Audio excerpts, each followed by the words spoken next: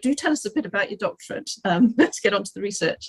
Oh, yes, okay. I suppose the seed was sown in London at a conference a sort of unofficial conference that STAT had organised, where Adam Knott was speaking. So this would have been 94, 95, at John Hunter's premises.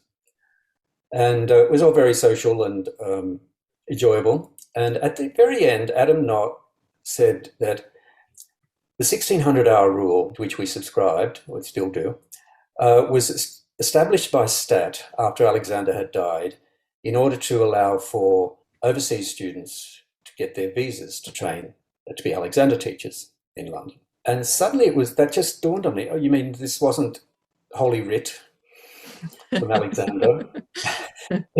It was a decision based on a bureaucrat in the Home Office somewhere in a big building. I don't know where the Home Office was, but it was a big building, I presume.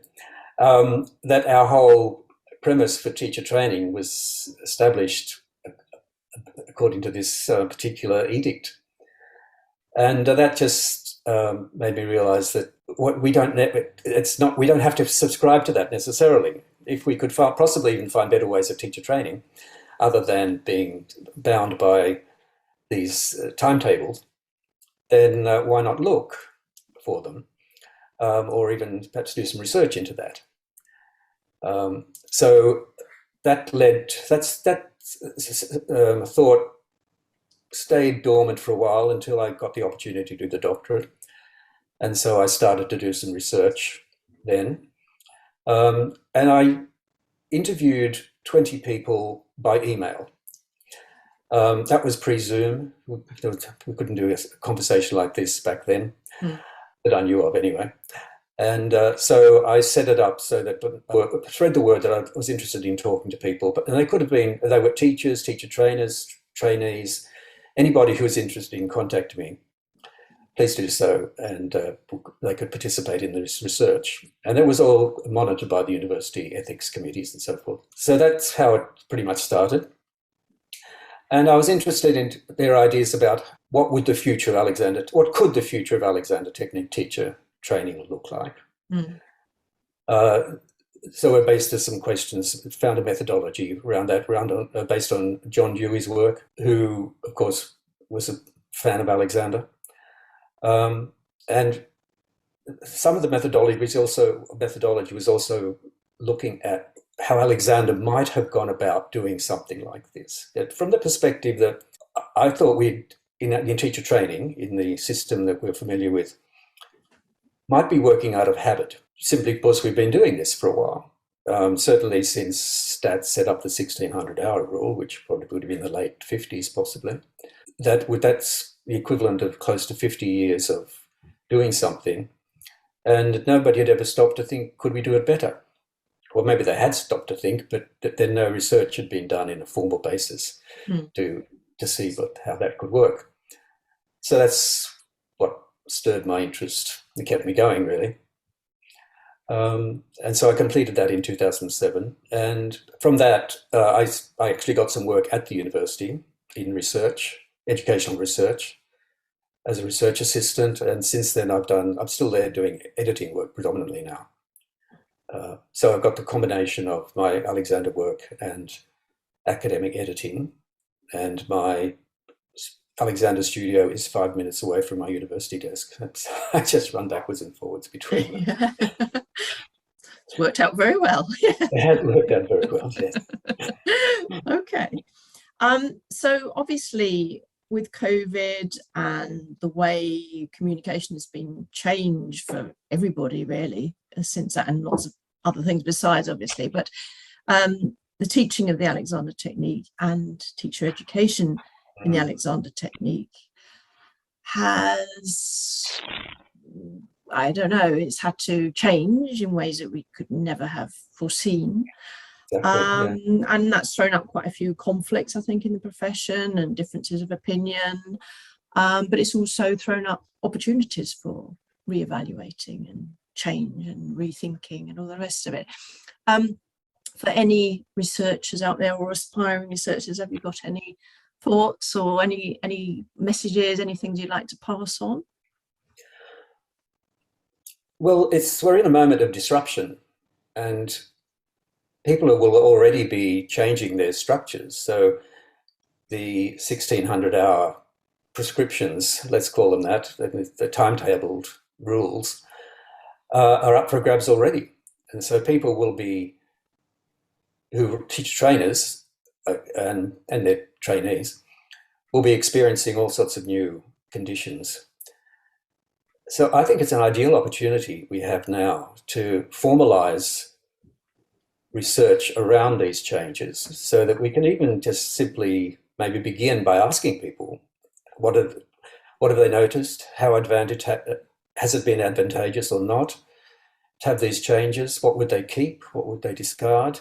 Would they prefer combinations of distance, online, and face-to-face education? So I think we're in a perfect place now for somebody who were inclined. I'm not volunteering it myself anymore to do such research, and also to include in that what could we use, what could we spark or re-spark interest in the technique so that more people want to train. I think there's a general consensus, as far as I can tell, that there are not very many people wanting to train these days, at least in the traditional mode. Maybe if there was a non-traditional mode, they would.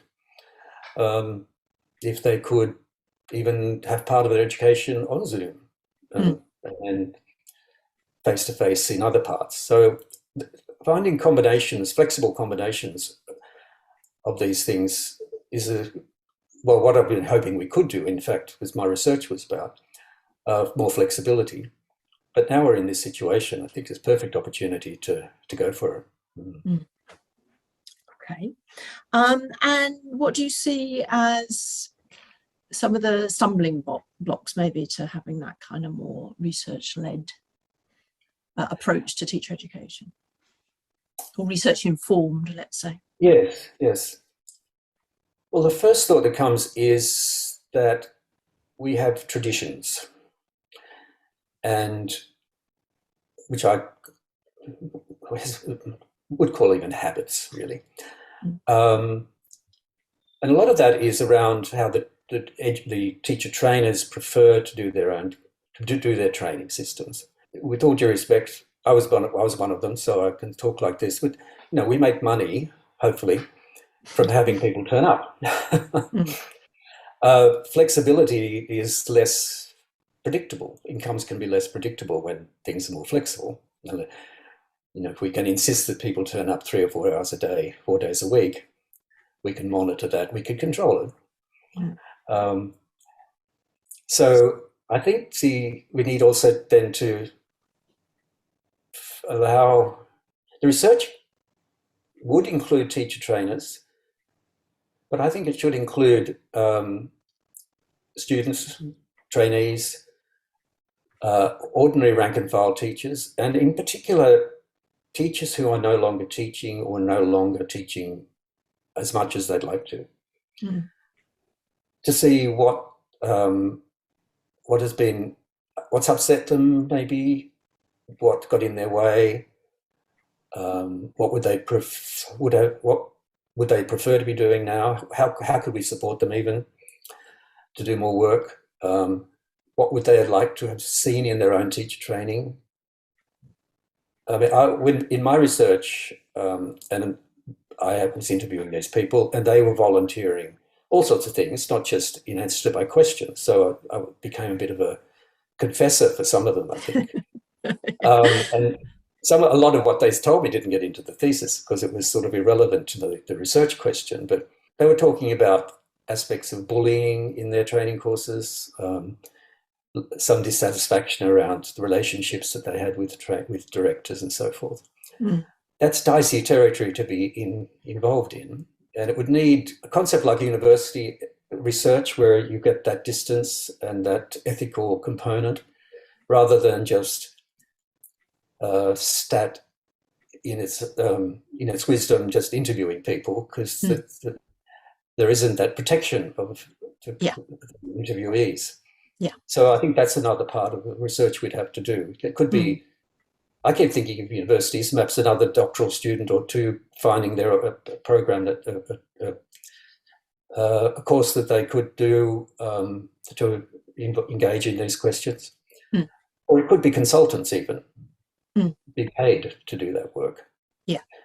Well, the problem there would be who pays them, where does the money come from, and that sort of thing. Yeah. I think it's time for us to be doing work like this. As far as I can tell, mine's is still the only doctoral work that's been done on Alexander Technique, teacher education. Mm. Some has been done on pedagogy, but in terms of this overall critique, and that's 15 years ago. Well, was it 14 years ago? So I'd like to encourage more of that, and I think partly because I would now work at the university in teacher education, school teacher education. So I'm constantly working with people who are researching aspects of school teacher education. That's just one university. Every other university that's got involved in teacher education is doing its own research. There's so much research out there on teacher ed and so little on Alexander Technique teacher ed. And to me, it's almost an embarrassment that we're not doing more. Mm.